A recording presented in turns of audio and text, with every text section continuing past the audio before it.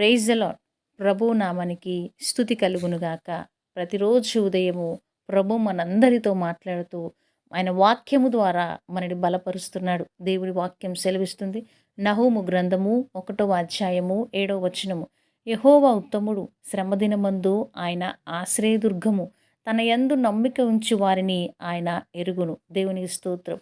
దేవుడు ఉత్తమమైన దేవుడు, బలమైన దేవుడు, శక్తిగల దేవుడు.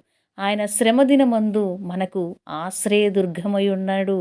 తన యందు నమ్మిక ఉంచి వారిని ఆయన ఎప్పుడు కూడా జ్ఞాపకం చేసుకునే ఉంటాడు. పరిస్థితులు ఏ విధంగా వచ్చినప్పటికీ, స్థితిగతులు ఎలాగున్నప్పటికీ కూడా దేవుడు మన పక్షమున ఉంటాడు. ఆయన మీద నమ్మిక ఉంచితే ఖచ్చితంగా మనము ఆ బంధకాల నుంచి తెంపబడి మనం ఆశీర్వాదానికి కారకులుగా నిలబడతాము. అయితే శ్రమ రాంగనే కన్నీరు గారుస్తూ, బాధపడుతూ, వేదన పడుతూ, అనేకుల దగ్గరికి వెళ్ళి చెప్తూ మనం దుఃఖపడతా ఉంటాం. కానీ మనము మన కోసం ఎదురు చూస్తున్న పరమ తండ్రి యొద్దకు వెళ్ళి ఆ శ్రమ దినమందున మనం ఆయన సన్నిధిలో కూర్చొని కన్నీరు కారుస్తున్నప్పుడు ఆయన మనకు ఆశ్రయదుర్గమై ఉండి ఆయన యందు మనం నమ్మిక ఉంచినందుకు ఆయన ప్రతి విషయంలో నుంచి మనని విడిపిస్తూ మనని ఆశీర్వదిస్తూ ముందుకు నడిపిస్తూ ఉంటాడు. శ్రమలలో దేవుణ్ణి పట్టుకొని వెళితే విజయాన్ని చూస్తాం. శ్రమ యందున ప్రభువునే మనం ఆశ్రయదుర్గంగా చేసుకోవాలి. ఆయనే మనకున్నాడు. ఆయన తప్ప ఎవ్వరు లేరు. ఆయనే మా ఆలోచన, మా బలం, మా శక్తి, మా ఆశ్రయదుర్గం, మా కొండ, మా కోట, మేము నమ్ముకున్న మా దేవుడు యెహోవాని అని నువ్వు అనుకున్నప్పుడు, ఖచ్చితంగా నువ్వు విశ్వాసం ఉంచి నమ్మకం ఉంచినప్పుడు ప్రభు నిన్ను గుర్తుపెట్టుకొని జ్ఞాపకం చేసుకొని ఆయన నామాన్ని మహిమ వచ్చే విధముగా ఆయన నామానికి నిన్ను బలముగా ఆశీర్వదిస్తాడు.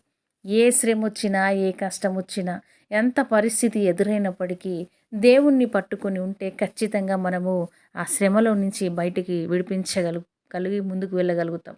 అయితే ప్రతి ఒక్కరు కూడా ఏదైనా బాధ వచ్చిందంటే ఒంటరిగా కూర్చొని ఏడుస్తూ ఉంటారు. ఒంటరి వేదన పడతా ఉంటారు. నా పని అయిపోయింది, నా జీవితం ఇంతే, నాకు ఇన్ని కష్టాలు, ఇన్ని బంధకాలు, ఇన్ని వేదనలని భయపడుతూ బాధపడుతూ ఉంటారు. దేవుని వాక్యం సెలవిస్తుంది, యెహోవా ఉత్తముడు, ఆయన బలమైన దేవుడు, శక్తిగల దేవుడు. శ్రమ దినమందు ఆయనే మనకు ఆశ్రయదుర్గం. ఆయన తోడుండగా దేనికి మనం భయపడొద్దు, ఎవరికి భయపడాలి? శ్రమ కన్నా శక్తివంతుడు మన దేవుడు. శ్రమను కూడా అణిచివేసి త్రొక్కివేయగల శక్తి దేవునికి ఉన్నది.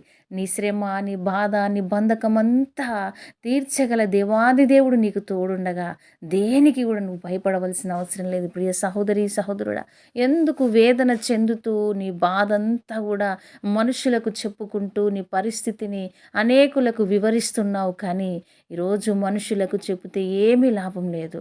నీ దేవుడైన యెహోవా నీకు ఆశ్రయదుర్గముగా ఉన్నాడు. ఆయన మీద నమ్మకం ఉంచు. నా దేవుడు నన్ను విడిపిస్తాడు, ఈ బంధకము నుంచి నన్ను త్రోసివేస్తాడు, ఖచ్చితంగా బయటికి తీస్తాడు, నన్ను పైన కుడి హస్తాన్నిచ్చి పైకి లేపుతాడు అని నువ్వు ఎప్పుడైతే ఆయన యందు నమ్మిక ఉంచుతావో అప్పుడు ప్రభువు నిన్ను ఎరిగి ఉంటాడు. నీ మీద ఆయనకు ఒక ఆలోచన ఉంటుంది. అవును, నా కుమార్తె నన్ను నమ్ముకొనుంది, నా ప్రియ కుమారుడు నా మీద ఆనుకొని ఉన్నాడు, నేను వారి బంధకములో నుంచి వారిని విడిపించాలి అని దేవునికి సమస్తము నీ యందు ఆలోచనలు కలిగేలాగా నీ ప్రార్థన తీసుకెళ్తుంది. ఎన్నడూ కూడా ప్రభు మనల్ని మర్చిపోడండి. నువ్వే వేదన వచ్చినా ఈరోజు దేవుని సన్నిధికి వచ్చి ఒక్కసారి ప్రభువుని అడుగు. ఆయన ఖచ్చితంగా నేను జ్ఞాపకం చేసుకుంటాను. ఎన్నోసార్లు ఒంటరిగా కూర్చొని ఏడ్చిన రోజులు దేవుడికి జ్ఞాపకమే. ఎన్నోసార్లు నువ్వు ఒంటరిగా ఏడుస్తూ అనేకులు దూషించినప్పుడు, వేధించినప్పుడు భారముతో కూర్చొని ఒంటరిగా నా ఒంటరితనం ఏంటి ప్రభు అన్నప్పుడు నువ్వు దేవునికి గుర్తెరిగిన దానివే, గుర్తెరిగిన వాడవే. నేను జ్ఞాపకం చేసుకుని ఉన్నాడు. ఎందుకంటే ఆ దినమున నువ్వు తప్ప నాకు ఎవ్వరూ లేరు ప్రభువా, నేను నీ మీద ఆశ పెట్టుకొని ఉన్నానని. కష్టం వచ్చినప్పుడు, బాధ వచ్చినప్పుడు, శ్రమ వచ్చినప్పుడు నువ్వు దేవుని పైన ఆనుకొని కన్నీరు కారుస్తూ ఈ మాటలు పలికిన ప్రతి మాట దేవుడు నేను విన్నానంటున్నాడు. వాటన్నిటి నుంచి నిన్ను విడిపించి ప్రభు నిన్ను ఆశీర్వదిస్తాడు. ప్రియ సహోదరి, సహోదరుడా, దేవుని బిడ్డలారా, దేనికి భయపడకండి. ఈరోజు నీకున్న శ్రమ, నీకున్న కష్టము అది ఎప్పుడు శాశ్వతం కాదు. నమ్మదగిన దేవుడు మనకు తోడున్నాడు. ఆశ్రయం ఇచ్చే దేవుడు మనతో ఉన్నాడు. బలమైన కార్యాలు చేసే దేవుడు సజీవుడై ఉన్నాడు. కాబట్టి ఆయన సన్నిధిలో నువ్వు మొరపెడితే ఆయన నీ ప్రతి వేదనను వింటూ, నీ బాధలను విడిపిస్తూ, నిన్ను ఆశీర్వదించి ముందుకు నడిపించుదునుగాక. ఆమేన్. తండ్రి నీకు స్తోత్రం చెల్లిస్తున్నాం. ఏ నాయన ఇదిగో ప్రభువా, ఈ బంధకాలన్నిటి నుంచి బిడ్డల్ని విడిపించు. ఈ వాక్యం వించిన బిడ్డల జీవితంలో ఆశీర్వాదములను కుమ్మరించు. వారి శ్రమల నుంచి వారిని విడిపించు. బిడ్డలందరినీ బ్లెస్ చేయమని నీకు మహిమ ఘనత ప్రభావములు చెల్లిస్తూ యేసయ్య నామములో అడిగి వేడుకుంటున్నాం తండ్రి. ఆమేన్.